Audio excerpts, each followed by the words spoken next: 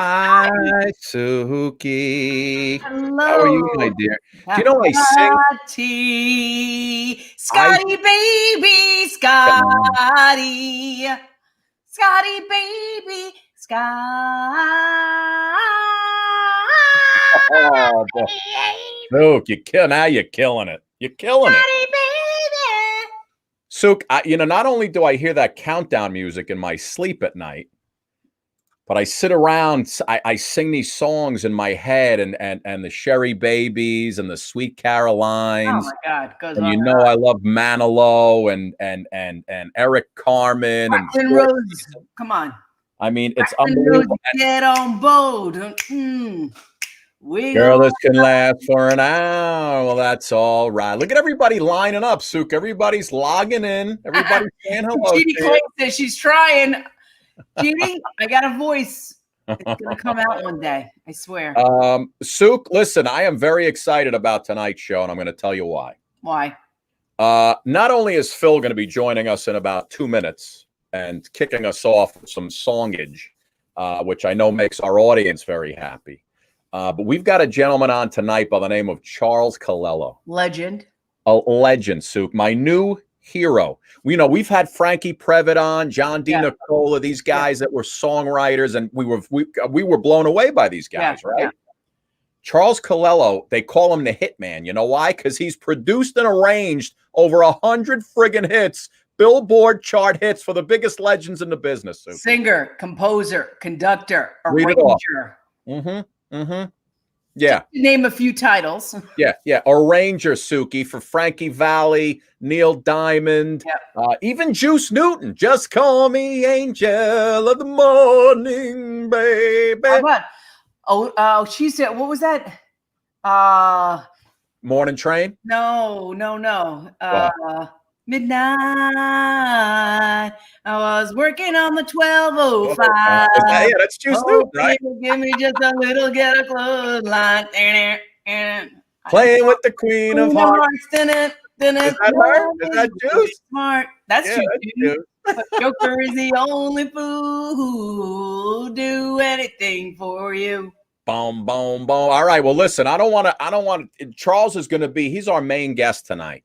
We usually have 2 guests on, right? We have an entertainer, we have a celebrity. This guy's got more stories. Suk, we're going to be here for 7 hours. I want to hear every story he's got knocked into 20 minutes. Listen, couple of headlines. First day of fall today. Did you know that? It's unbelievable. And but listen, first I want to bring in our guy. Hello! Speaking of headliners, look at him. How you guys doing? Great, Phil. How are you doing? Doing pretty good. Hey, how do I sound? My computer was acting funky, so I'm doing this on my phone. Do I sound okay? Perfect. You sound good, bud. You sound good. Awesome. Sweet. Phil, listen, I got Charles is in the green room. I told him about you, and the words that came out of he said, let's record him. Let's get him into the studio. I said, the women around the world love this guy. I wasn't kidding. 100 million views. Soup, the guy, he's a legend. He's a legend. He's a Facebook legend. He is a legend. You know what? By the way, the Apple, the song that you put on Apple iTunes, I love that. I play it all the time. My kids love it, Phil. I'm telling you. Yeah, it's a good song. My son wrote that for me, and he produced it, arranged it, and both my sons did actually worked with me, and because they're the real musicians, and I just like to sing, and they sat me down, we recorded that, and I think it turned out good. Song, Phil, it's wonderful. Thanks, appreciate it. Phil, everybody logging in, Iowa, Ohio, our folks from Australia are here. They're already into Thursday over there. Everybody loves Crazy Love. And you had your sons here, right, over the weekend, those guys? Yeah, they're here for about 5 and 7 days, respectively. They hadn't seen their little nephew, my grandson, in a while. They both live in California, in different parts of California, and my wife was after them. Hey, you guys come home and see your mom. Come home and see us. And so they flew down, and they just left today, both of them. Nice. Did you have a good visit with your kids? Oh my gosh, yeah. They stayed with us, and Mama cooked all their favorite meals. Oh, you know? yeah, Yeah, I love that. yeah. Which is a chore because one of my sons he's vegan and Oh wow, is he he really? yeah, he only eats certain things. He's a yoga master and Wow. yeah, so he's it was a lot of fun. We had a lot of fun. Listen, did he get you up for early morning yoga session? He does. I have in my career in the military and law enforcement for 40 years, I'm pretty much a wreck. So he whenever my back starts hurting, he'll say, "Okay, lay down, show me some stretches to do," yeah. and it makes me feel better. Love it, love it. Yeah. So Phil, listen, did you happen to catch a show last night at all? Christina Bianco, who was on doing it, she was doing all the impressions of the singers. This woman was amazing. No, I didn't get to. I mean, we were doing family stuff up until the time they left, but I really wanted to. I tried. She was great. You can watch it on Facebook. It's Yeah, there. Phil, you can catch it on the Super Chat Show on Facebook. I will. That's true. That's true. Right, Phil? We know how that works. You can watch Exactly. Phil, listen, so before we bring Charles in, okay, if you looked at his history, we're talking Four Seasons, Streisand, Sinatra, Humperdinck, Neil Diamond, Eric Carmen, Paul Anka, Manilow, Springsteen, Glenn Campbell, like a rhinestone cowboy. Yeah, legendary. Sinatra, legendary. Deborah Allen. It goes on and on. Phil, I know there's no legendary. music, and it's hard to sound good in this setting. I don't want to put you on the spot or make you nervous. He doesn't. No. Hey, Phil's not nervous. Phil's a veteran. A sniper. I'm get nervous. I'm one of those guys, and my wife hates it, but I'm one of those guys that whenever I walk into a room, I'm like, "Hey, here I am. You guys can come on. You guys can look all you want to. Does somebody have a camera?" And my wife hates that because she is just the exact opposite. But so funny. Yeah, mine too. She won't get on camera if it kills her. All right, so listen, I want you to kick us off, Phil. Little tune, get us going tonight, and then we'll bring Charles in. We're going to hear some amazing stories from all the legendary people he's worked with. All right, my friend, the floor is yours, bud. Okay, here we go. Just want to say to followers around the world, because I got a lot of messages from Australia, Wales, and England, and all kinds of places. Just want to say welcome, everybody. Thanks for tuning in. But here we go. So I sing you to sleep after the loving with a song I just wrote yesterday. And I hope you can hear what the words and the music have to say. It's so hard to explain everything that I'm feeling face to face. I just seem to go dry, 'cause I love you so much that the sound of your voice can get me high. Oh, thanks for taking me on a one-way trip to the sun. And thanks for turning me into someone. So I sing you to sleep after the loving. I brush back the hair from your eyes and the love on your face. It's so real that it makes me want to cry. And I know that my song isn't saying anything new. Oh, but after the loving, I'm still in love with you. I love that song. That's my mom's favorite song. Yeah, I knew you did, Suki. And also, Charles Calello had the little part in that song, so I wanted Listen, to. let's bring in our judges, ladies and gentlemen. There's Charles Calello. How you doing, sir? We should have had you on the record instead of Engelbert. Yeah, he's one of our favorites, man. We love Engelbert. Hey, but I gotta tell you, sir. Been watching your career for a long time. I've heard about you a long time ago, and some of the songs, your songs, many of your songs are very, very iconic, and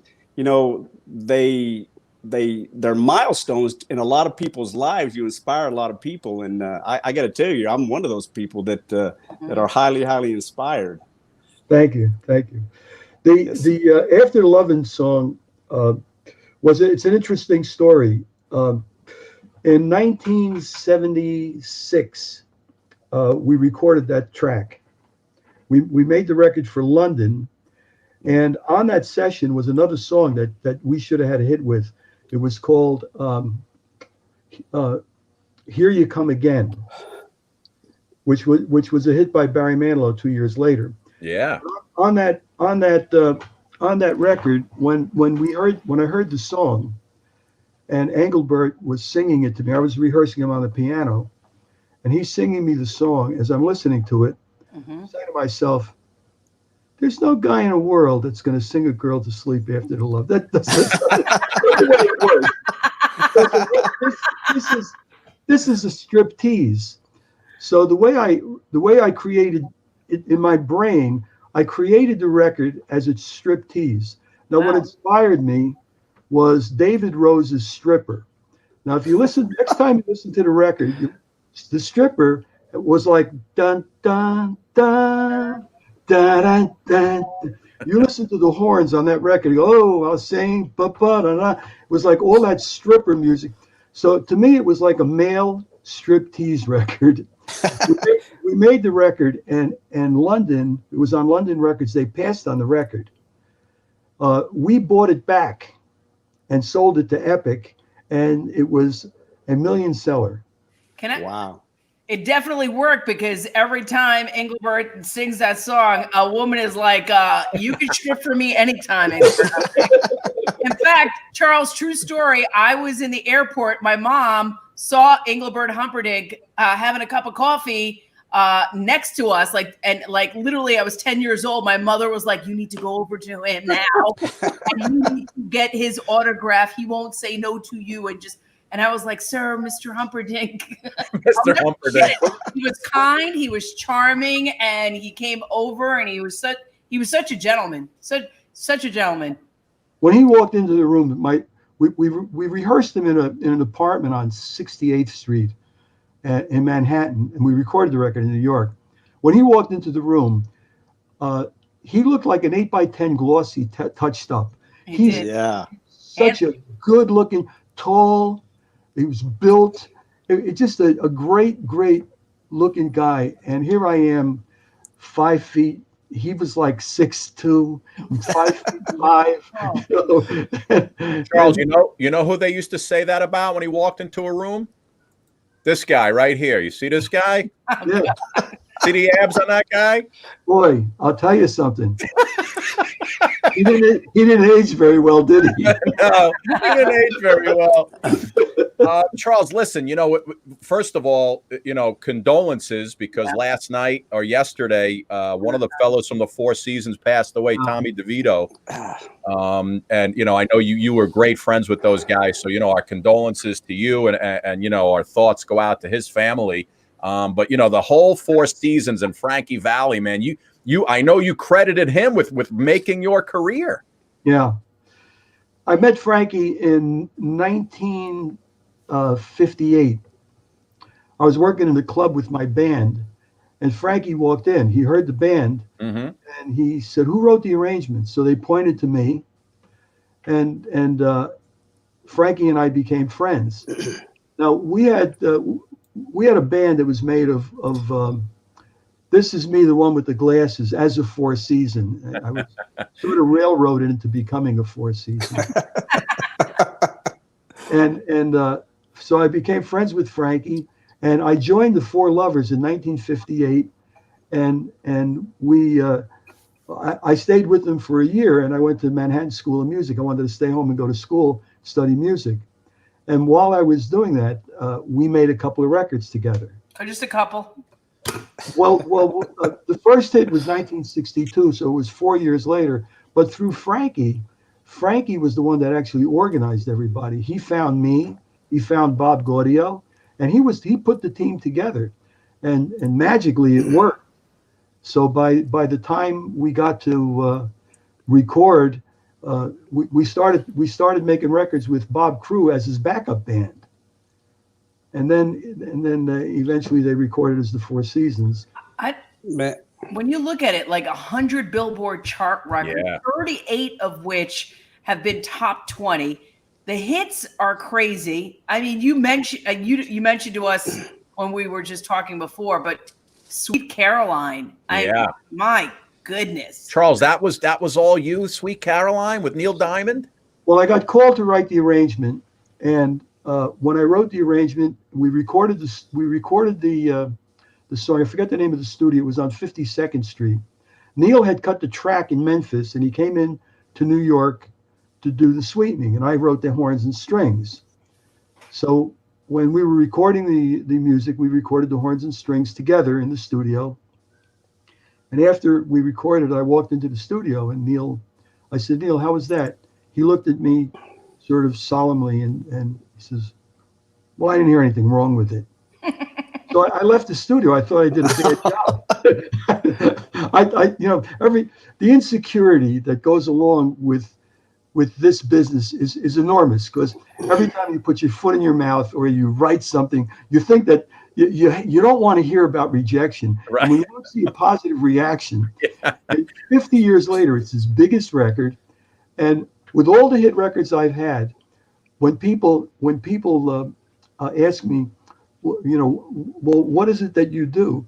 I said, well, I wrote 3 notes that most people know. He said, well, what are those notes? Bom, bom, bom. People look at me like I'm crazy. I said, I wrote the bom, bom, bom. So that's unbelievable. And we all say, bom, bom. Also, I got to say, Native New Yorker by Odyssey. That's one of my favorites. Yeah. That was a fun You're a native New Yorker. That song was written for Sinatra. Here's I had a meeting with Sinatra in '78. I recorded him. Wow. And I had recorded him the first time in 1969. In 1978, I recorded him on a Paul Anka song. And he said to me, he says, Charlie, he says, I'm looking to make pop records. He said, and particularly, I'm looking for a song about New York. Wow. So I called him. I called my friend Sandy Linzer, who wrote Let's Hang On, Working My Way Back to You, Opus 17, I Believe in You and Me for Whitney. Wow. So I called him, and I said, I'm recording Sinatra. He's looking for a song about New York. So they wrote Native New Yorker. I put together a tape for him that had Native New Yorker on it. Here You Come Again, a year before Dolly Parton cut it. Wow. You come again. Also, We're All Alone, the Boss Skaggs song. Yeah. Oh, Boss Skaggs. Okay. There was To All the Girls I Loved Before. I had just finished recording Albert Hammond. He wrote it for Sinatra. These were all on a tape, and also another song. I can't remember. There were 7 songs on a tape. Oh, New York State of Mind was on a tape. It wasn't released. Billy Joel had just recorded it. Oh my God! And there was a couple other songs, and I had a meeting with him. And Frank sat there. First of all, it was a funny meeting because he was working in Westchester. I forget the name of the theater. So I went out to see the show, and then the next day I met him in his hotel room, and I brought the songs. So he sat there and he listened to the song. He loved the songs, absolutely loved the songs. Wow. So we set a recording date, and he was doing a movie called The Seven Deadly Sins or something like that. It was actually the last movie he did. And he called me a week before the session. He said, Charlie, he says, the movie's running over. He says, and I'm not going to have time to cut. I had the musicians booked and everything. I had the studio booked. He said, I'm sorry, we're going to have to cancel, postpone it. He said, I have to go to Martha's Vineyard. Then I have to, and he mentioned a couple of things. He says, but I'll call you as soon as I get a break. And I never heard from him. And then when I was scoring Crime Story in California, he came into the studio to do some overdubs. And I saw him and I said, Frank, I said, when are we going to make some records? He says, yeah. He says, boy, he says, we should have made those records. I says, yeah, especially to all the girls I've loved before. But he recorded, New York, which was really a great choice anyway. Wow. Charles, wasn't Albert Hammond, wasn't that the guy who sang "It Never Rains in California"? Right? Right. Wonderful composer, really a talented guy. A lot of these stories are in the book I wrote, and one of the things about putting some of these stories together, and every time I would sit down with people, and one thing would lead to another. I'd tell a story here and a story there. Somebody, well, how come you didn't write a book? And I said, you write a book and it's I, me, and I did this and I did that. I said, I don't really want to do that because people like us, the creative people that are behind the scenes, we're like a cog in a wheel. We do our jobs. And although we make the records, a lot has to do with promotion. When you have the right song, who sings it, what kind of airplay you get. So we don't get a lot of notoriety. But the interesting part about it is that there's a whole story behind every one of these records. Yeah. And I decided to write the book and stop the book in 1975, which was the last time Frankie and I had a hit record. So I didn't go on to talk about I did this and I did that and I did this and I did that, because if you're interested enough, you'll do a little history and you find out that I was fortunate to have the opportunity to record a lot of great people, and along the way, some of them became hit records. Frankie Valli, to me, the one of the greatest opening lines in the history of music is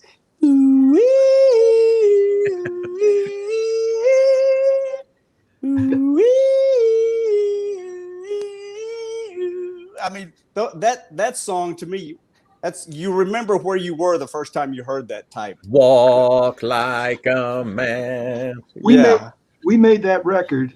Well, this is funny. Back then, Bob Crew and Bob Gaudio wrote the songs. Bob Gaudio wrote "Sherry Baby" by himself, and then they wrote "Big Girls Don't Cry." He wrote "Big Girls Don't Cry" with Crew, and then most of the hit records after that with Bob Crew, and they would put the records together, and Bob was both Bobs were brilliant, and when you put those two people together, the energy that came from the writing of those songs was magnificent. You would have to be an idiot to blow those records, because they just put them there on a platter. All I had to do was just write what they did.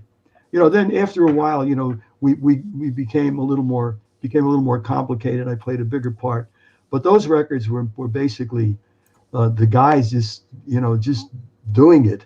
Yeah. What was it like to work with Barbra Streisand? She before I met her, she had a reputation of being very difficult, and when I worked with her, I found her to be a pussycat. Uh-huh. She was so delightful, and to rehearse her, I went to her house to rehearse her. We made the record "My Heart Belongs to Me," and as I'm playing the song, she's singing it next to me, and as I'm playing the song, I'm actually making the record in my head, listening to her voice. Wow. And the energy that is created from working with someone like that, the motivation factor. When I went back to my hotel to write the arrangement, she was pushing the pen. That's the energy. It was there. And when I went into the studio, she heard the arrangement. She said to me, "Charlie, that's gorgeous." And one of the things I learned, the reason why people thought that she was difficult, was her standards are at such a high level, and that if she worked with people that did not come up to the standards, she found it difficult to be able to relate because she couldn't get what she wanted from them. But if she worked with people that were competent or up to the level that she felt was what she wanted, she was very easy to work with. But I know she made records where she'd go into the studio, listen to the arrangements, and just say, "Okay, thank you, I'll see you." Wow. I've heard those. Unreal. Yeah. Charles, what about Manilow? Because we always sing his songs on this show, and what were some of the tunes you did with him? I only did one song with him, "Daybreak." Oh, I love Dave. What a song! What happened? What happened was I worked with Barry when he was a jingle singer, and Barry became a fan from my Laura Nero record. I did the Laura Nero, Eli and the 13th Confession record, which started David Geffen's career. And Wow, David Geffen. That was David's first client. Wow. And I made the record. That's a story in itself. But after I made the record, both he and Bette Midler became fans of Laura. And as a result of that, when I started to work with Barry, he already knew, that I had made this record. So, and he was also an arranger, so he respected me as an arranger. And to work with him, he brought a lot to the table because he was not only a great singer and also a songwriter, but he, as a result of his ability as an arranger, he brought a lot to the table. So when you worked with people at that caliber, it was a pleasure to work with them. And also the records that they made, they had their own team, and occasionally they would bring in somebody else. And just on the one song, they brought me in once, and I happened to catch the brass ring with them. And you're also responsible for the arrangements for Jungle Land, which is one of the best songs. Wow. One of my favorite songs by Springsteen. Well, there's an interesting story behind that. I don't know how much time you have. Oh, Charles, we got all night, buddy. Suki's kids don't go to sleep till 9. Rather than read it in my book, rather than read the story in my book, what I'm going to do is I'm going to tell you the story. Good. I got a call from Mickey Eichner, who was the head of A&R at Columbia Records, and he said that we just signed this kid from New Jersey, Bruce Springsteen, and he wants to add strings to the record. So I had just come back from a 2-year sabbatical. I had just come back to New York, and I went to meet Bruce, and I walked into the studio, and they were recording, so he stopped the session, and he played me two songs, Jungle Land and Backstreet. Wow. So I listened to the songs, and I didn't really pay attention to them. And a string arrangement, I thought, it's a 2-hour job, I'll do it tonight. So he wanted to record in 2 days. So I went home. I was actually writing a session for the following day. I went home that night. I got home, I had dinner. I went down to my writing room about 10 o'clock, and I put the tape on that he gave me, and I wrote the parts. I wrote, violin 1, violin 2, viola, cello, and I said, so let me sketch the song out. So I started listening to it, and as I'm listening to it, I start to realize what's in my hand. Now, I usually took 2 hours, 3 hours most to write a string arrangement, a really good string arrangement. I sat there from 10 o'clock until 1 o'clock in the morning and didn't put a note on the paper. Wow. I kept listening to it over and over, waiting for it to speak to me. I said, I know you're in there. I know. I was waiting I didn't want to ruin the record. If I was going to write anything, I was going to write something that was going to enhance it. And it took me until 6 a.m. in the morning So I actually spent 8 hours working on that piece. And then Backstreet, I wrote it in a couple hours. I finished at 9 o'clock in the morning. Mm. And when I went to the studio to record it, Bruce stood in the studio. He didn't say a word. And after I recorded it, I didn't know if he liked it or if he didn't like it. I didn't know if he was going to keep it or not keep it. But when I heard the finished record, I was really thrilled because they kept every note I wrote. That is amazing. Nice. That's amazing. And just, I mean, such an iconic. I was never the biggest Springsteen fan. I'm a fan of his like commercial, well-known stuff. Right. But that, just like, just the way he ends it with "Tonight in Jungle." Right. It's amazing. It's amazing the way you guys come up with this stuff. I can't even begin to fathom how you get it done. Charles, listen, I want to hear more of these stories, but I just came up with a brilliant idea in my head. Suki, myself, Phil, we all think we're brilliant singers on this show. So what we're going to do is each one of Suki, don't lie. Don't be modest now. Each one of us is going to sing 15 seconds of a song from someone that you've worked with. Not necessarily a song that you've arranged, but someone that you've worked with. And I just want you to be the final judge to tell us which one of us is the best singer, if you could. Okay. All right. That's fair. Is that okay? Phil, would you like to go first? Oh my gosh. Sure. Give Suki a chance to think of a song. Phil, give me 15, 20 seconds of a classic tune. Go ahead. My eyes adored you, though I never laid a hand on you. My eyes adored you. Like a million miles away from me, you couldn't see how I adored you. So close, and yet so far. Damn, Phil, that's going to be hard to beat. That's going to be tough to beat, Suki. Suki, you want me to go? You got you go. I haven't even thought of it. All right, here we go. Here's my 15. This one's for you, wherever you are, to say that nothing's been the same since we've been apart. What? I was Did I screw it up, background. Do-go don. I was doing the lead in the break. They'll never sell. They'll never understand. Soup, go ahead. You're up. Oh my God.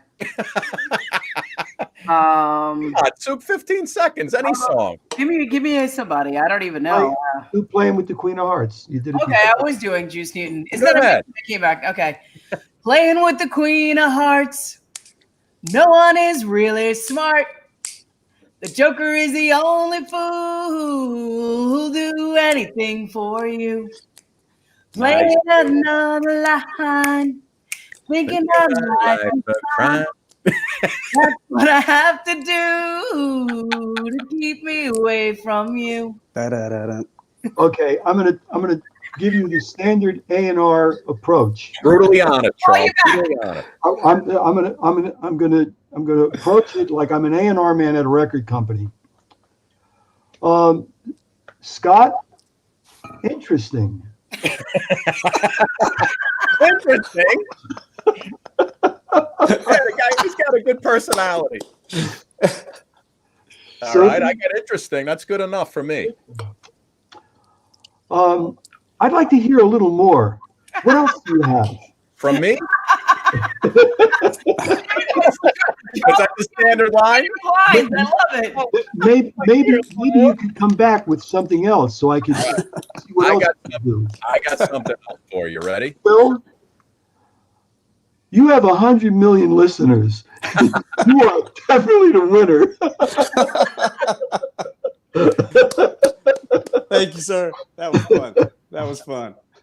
Oh, do you know that Charles earlier we were talking and I told him about your 100 million views, over 100. He said, "Listen, if he sells each one of those for $1, you know, yeah, I would be settled for a dime." Right. When you were growing up in Newark, New Jersey, did you come from a musical family, or was it just something that kind of transpired over the course of high school and just being around the block or the neighborhood. I have to imagine back then doo-wop was probably the soundtrack of a lot of people's lives. Well, in the book, I actually talk about how I got started. That was one of the key things about putting the information together, because my father was a trumpet player. My father did weddings and bar mitzvahs, but my father was also one of the most sought after club date musicians in Newark, New Jersey. He worked for some of the best leaders, and he worked at some of the best locations. So I grew up with my father as a musician, and my father wanted me to play accordion because the accordion players always made more money than trumpet players because they started an hour earlier. So in my father's mind, his son was always going to make more money than he did. And so, he did. So I started to play the accordion, and as an accordion player, I learned harmony. So my mother had an amazing ear, and she was a country music fan. She listened to WAAT on a regular basis. So I grew up listening to pop music and country. So I had a background in listening to that. But at an early age, I went to a music and arts high school. I went to the first music and arts high school in the country, which was Newark, New Jersey. Wow. Sarah Vaughan went there. Wow. Wayne Shorter, Wow. Connie Francis. I went to school with Connie Francis. Wow. Connie lives around the corner from me. I see her quite frequently. Wow. So we at that school, I was introduced to not only playing music and educating myself in music, but also being exposed to kids that were at the top of their game. So the band that we put together as teenagers was probably better than any of the bands that my father played with. Wow. So when I got out of high school, the arrangements that we were doing and the way that we sang as a group, we sang like the Four Freshmen, which was very musical, but we were musicians. And most of the kids in the neighborhood, they were not really as talented because they didn't have the background we had. So between the background from my father and the influence from my schooling, I developed into something that I really loved. I started to like to write music. And how it started was my father asked me one day to write down, he heard me playing a song on the accordion. He said, "Where'd you get the sheet music?" I says, "Well, I heard it on the radio." So he says, "I got to get the sheet music." I says, "No, I could write it out for you." So he says, "You know how to write it out?" I said, "Yeah, I'll write it out." So I wrote it out. I wrote it out for him, and I wrote the chords down, and he took it to his club date. So Wow. He came back and he said, "Where'd you get those chords?" So I said, they're the chords that I heard on the record. He says, no, those weren't the chords. The piano player that played those chords said wanted to know where you got them because they're better than the chords that are on the sheet music. So I had no idea, but even the accordion manufacturing company, Sano, when I used to go there to play to test the accordions, they noticed there was something about the way I played harmonies. And I had no idea I did this instinctively. So the fact was that whatever I had was a gift. I just had the opportunity to be able to utilize it. And you know what they say, timing. America at that time, it was just everything was just right for the taking. Now it's like, what do you think about all the social mediums that are happening now, where TikTok songs are now making Billboard charts? You know, they become popular on TikTok first, and then they go on the radio. It's interesting. Well, take into consideration the fact that the way that music has progressed. If you go back a couple of hundred years, if you wanted to hear orchestra music, you went to the symphony. Mm-hmm. And the turn of the century, they had folk music. Country music was developed from Irish music. the roots in country music are all Irish. Now, here in America, you had a mixture of cultures. So Scott Joplin started to write classically an element of jazz in his compositions. Then you watch the development of American music. American music actually became because of the mixture of the culture, actually became the music of the world. Mm-hmm. Pretty much all the people in the world know American music. And you take into consideration, there were black people, there were Spanish people, there were white people, and all of them contributed. Look at the contribution that black people made in music. Mm-hmm. They created not only ragtime, blues, jazz, bebop, doo-wop, R&B, rap. These were all things that happened as a result of the culture. Mm-hmm. And look at the mixture between black and Spanish with the beats that took place. Most of those beats came from the Spanish element. Mm-hmm. You take a look at the Latin feel and the way that it mixed with the R&B and how they started to play the do do and then boom they changed, the rhythm started to merge together. Then guitar players came in, and then what you had guitar players taking this American music and homogenizing it into what eventually became what we knew as rock and roll. Mm-hmm. The Beatles took it over, and then you had the arena rock bands, and that pretty much stayed pretty solid until the 90s. Then there was a switch back to R&B, but then rap came along. Mm-hmm.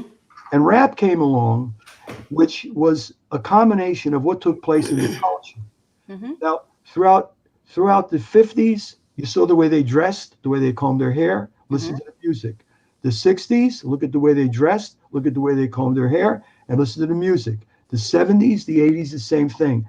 Now, 90s, the inner cities started to fall apart, and you saw the violence start to happen. You started to see the rebellion, and you started to hear it in the music. So when you take into consideration the generation that I grew up in, going back, I was a product of my environment. Mm-hmm. And as a product of my environment, I had the capabilities to do something that made it possible for me to be able to accomplish what I was able to do. Mm-hmm. These kids today have all of this knowledge, and now you don't need a recording studio. You could do it in your house. Mm-hmm. So these kids could sit there, play guitar, play keyboards, get beats, do this stuff. They do it in their house. So you no longer need the expertise of the A&R department. You no longer need the record company. You no longer need all these things. And the kids have the exposure because a kid, if he's smart enough, and there's a kid I worked with a year ago that's getting like a million hits on every one of the things he releases on these platforms, social media, on all these social media, and it's not difficult for kids to do that. So it's obvious they got an audience. It's incredible because there were so many YouTube stars that kind of Justin Bieber putting it off, but I mean, if you look at kids who just know how to play like you said, some of the tools. I mean, Ed Sheeran is definitely one of them. He puts a beat, records it, puts another. I mean, you go see some of his concerts, and it's not like a full-on band. It's him on stage with this little thing that he does with his foot. He gets all these beats and he brings it all together, and you're like, wow, that's incredible. But listen to his songs. Listen to his songs. And when people say, what does it take to make a hit record? I say it takes three things: the song, and the song. If you have the song, you can do what Ed Sheeran does. You can get out there with your guitar, a little beatbox, and sing the song, because what he does is real. It comes from his heart. Mm-hmm.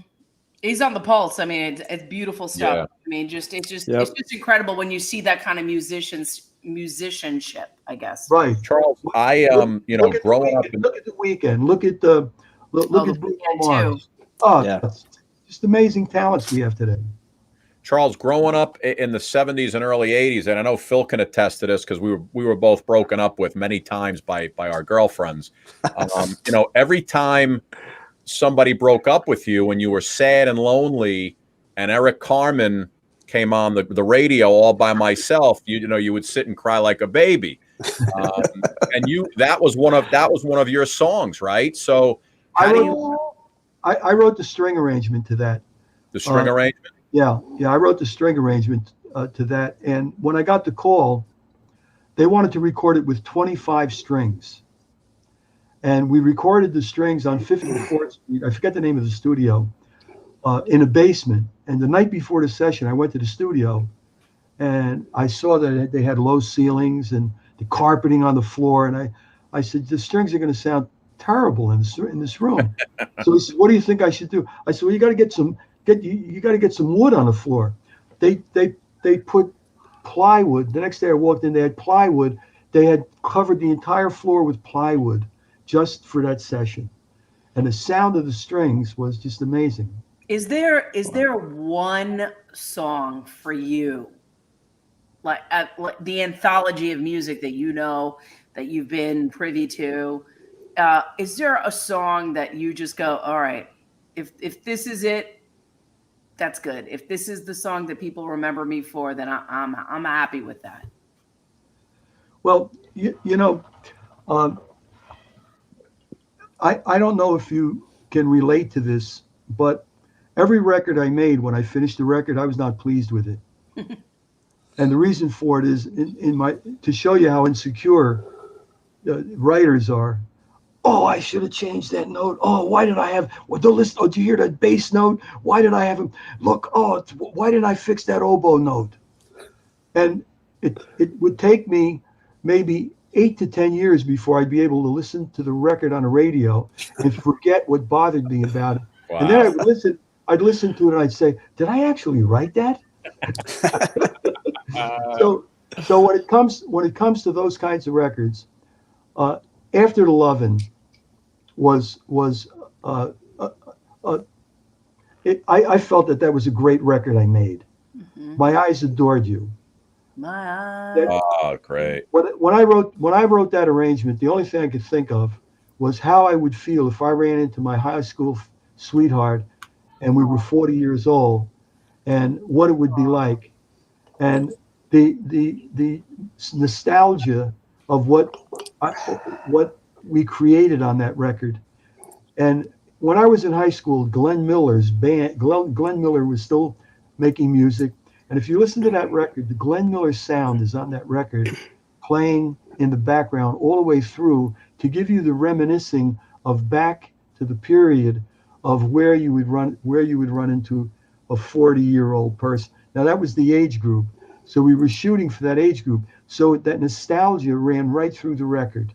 I love that. So that native New Yorker, I have to say, still, when I perform that record live in concert, oh yeah, it still boggles my mind that the musicians, when they play that record, some of them know all the parts before I even put the music in front of them. And some of them even know the saxophone solo. It is. And the thrill to be able to hear that. And then there's a couple other records that really come to mind. One of my favorite records that I made when I didn't have the hit with it, but I made the original record with Stone Soul Picnic. When I made that record with Laura Nero. Wow. The Fifth Dimension copied the record and had the hit. And along the way, you know, there were other records that I made, but right now, as I look back at it, all the records that became hits, the reason why they became hits was because there was a magical thing that appealed to enough people for them to buy it. Wow. And it's heartwarming, you know, to look back and see the legacy of records that I made. And think about, you know, 38 of them were top 10. It's crazy. That is wild. Wow. I mean, like for us, like anything with New York, it's like you grew up riding the subways, Yeah. running with people. Up And- in Harlem, down on Broadway, you're no tramp. You're But no lady. Talking that street talk. yeah. Wait, how about these lyrics, right? These are, I mean, classic when you hear carried your books from school, Yeah. playing make believe you're married to me. Yeah. You were 5th grade, I was 6th when we came to be. Now Kenny Nolan wrote that song with Bob Crew. Then I had the hit record with Kenny. Kenny wrote "I Like Dreamin'," which I produced. Oh, I Ah. like dreaming. Kenny Nolan. Wow. And then Southern Nights, the record I made with Glenn on Southern Nights. we rehearsed that on stage, and I went out to Lake Tahoe and I met with him, and we had 15 songs. So he pulled Southern Nights up, What a great song. and we laid out the rhythm track on stage. And one of the cool parts about that record was the bass didn't play on the downbeat. It was like every other bar he didn't play. And I wrote the bass part where it was like this, boom, boom, boom, boom, boom, boom, boom, boom, boom, boom, boom, boom, boom. And when I did that, his eyes lit up. He says, "How'd you do that?" I said, "The song told me it needed that." And then when we went into the studio, and on the piano part, I had the piano player. If you listen to the record, this is really cool.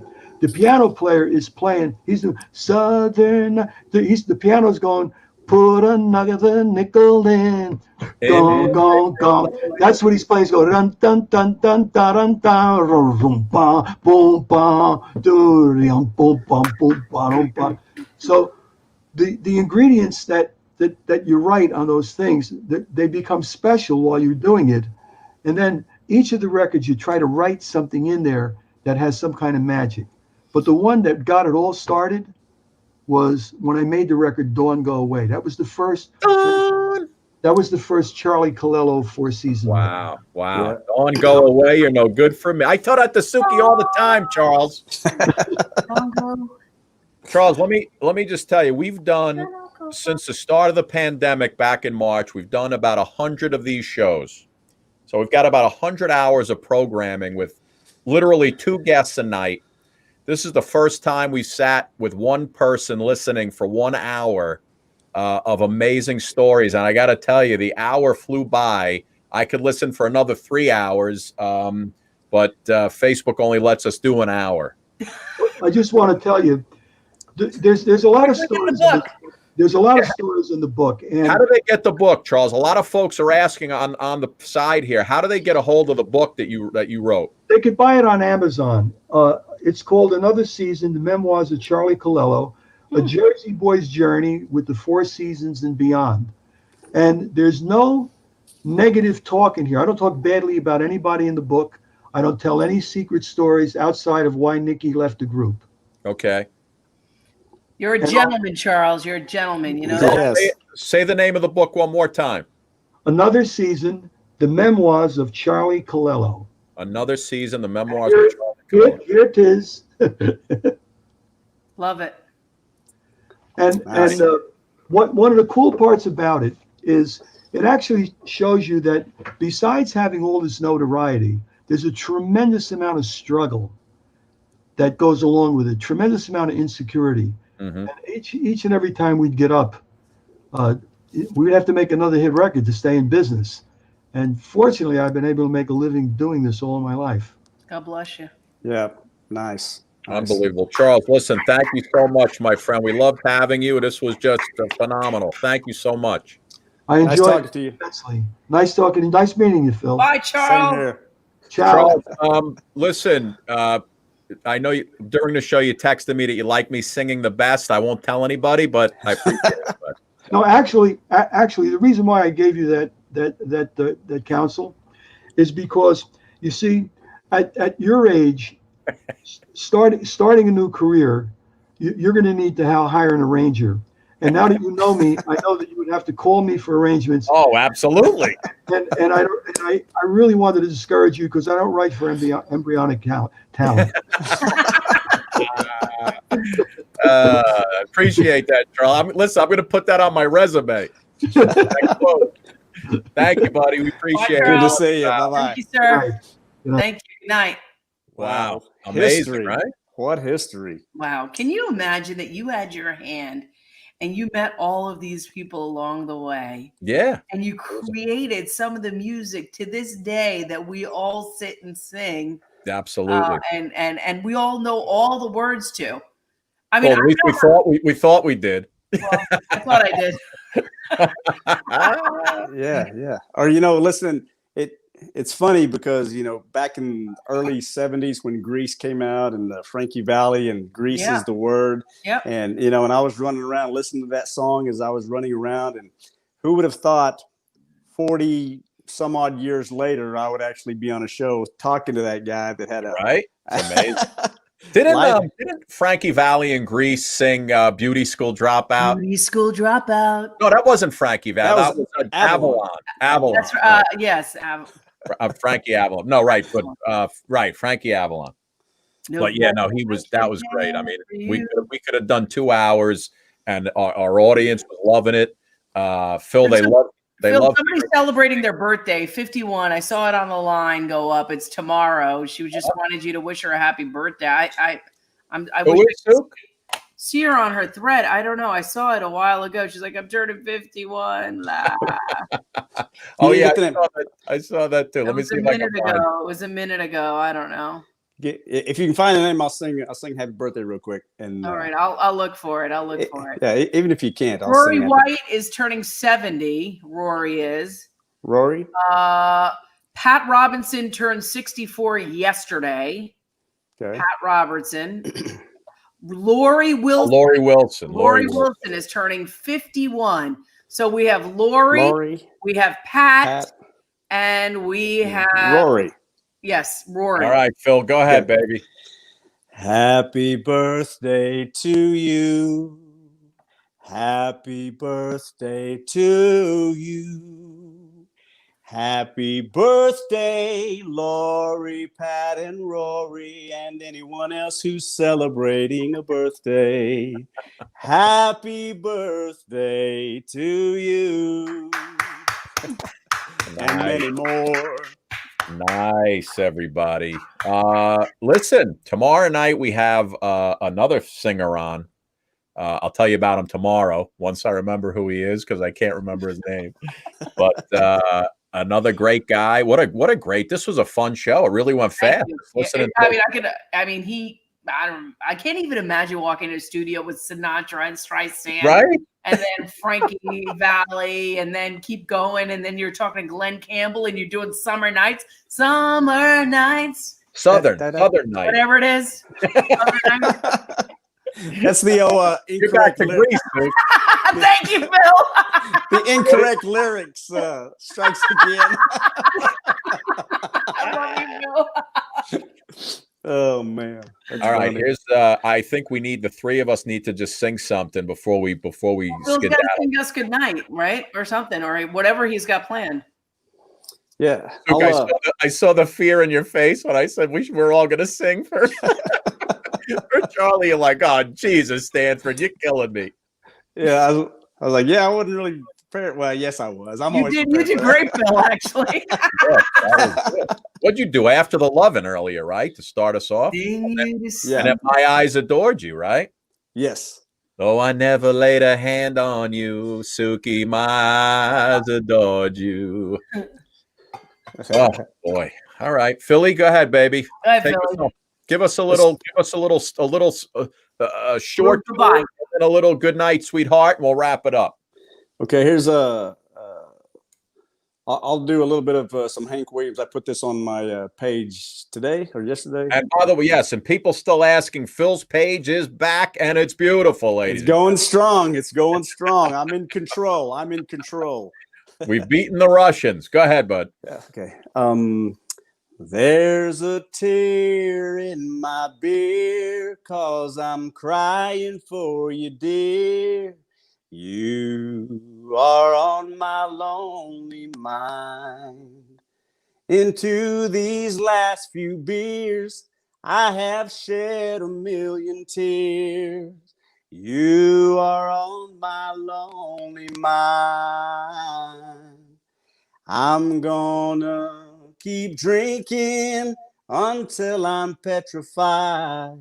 And then maybe these tears will leave my eyes. There's a tear in my beer, 'cause I'm crying for you, dear.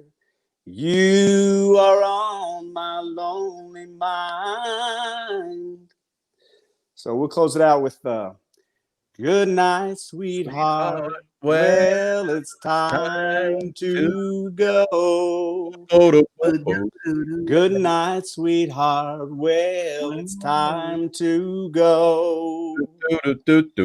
We hate to leave you, but we really must say, oh, good night, sweetheart. Good night. Good night, everybody. Good Good night, night. Bill. Good night, Scotty. Good night, See you everybody. tomorrow. It's Bye. gonna turn off any second now. Turn it off. It's spinning, Suki. It's spinning. It's gonna shut off right Suki, now. I can't. Well, an error occurred. We cannot end your broadcast. Good night, sweetheart. Good night. Good night. Everybody, let's try it again. It's not working. I can't get off this. No way. Hey, everybody out there, shut your phones Suki, off.